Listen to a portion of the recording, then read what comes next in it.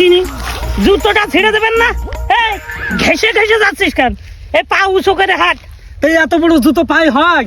এত বড় জুতো পাইতে তো হবে না কেন? এই সামনে স্ট্যান্ড যে গাড়িতে উঠবি, উঠে মেয়ে বাড়ি কোনায় লাভবো, লেপে বিয়ে শাদী করে আবার গাড়িতে উঠবো, আবার বাড়ি চলে আসবো। এইটুকু একটু কষ্ট কর, পা উঁচু কর, বাপ নয় মানুষ পাগল করবে না।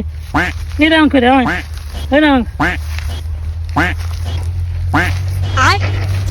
দাঁড়া দাঁড়া, বিয়ে করতে যখন যাচ্ছি তাহলে একটা ছবি তুলে নি। দাঁড়া। আব্বা, হ্যাঁ আমার কোরবানি করার মতো লাগছে আমার। ওরে বাবা, ওই কুরবানি হওয়া আর বিয়ে করা একই জিনিস, পার্থক্য শুধু এক জায়গায়।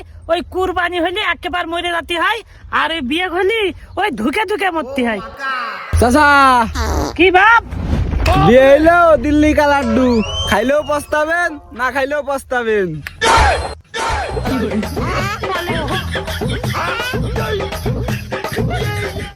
আরে বাপু, এমনি ছেলে বিয়ে দিতে পারছি না, ভয়তে বিয়ে করতে যাচ্ছে না, তুমি আমাদের কথা কাছাও।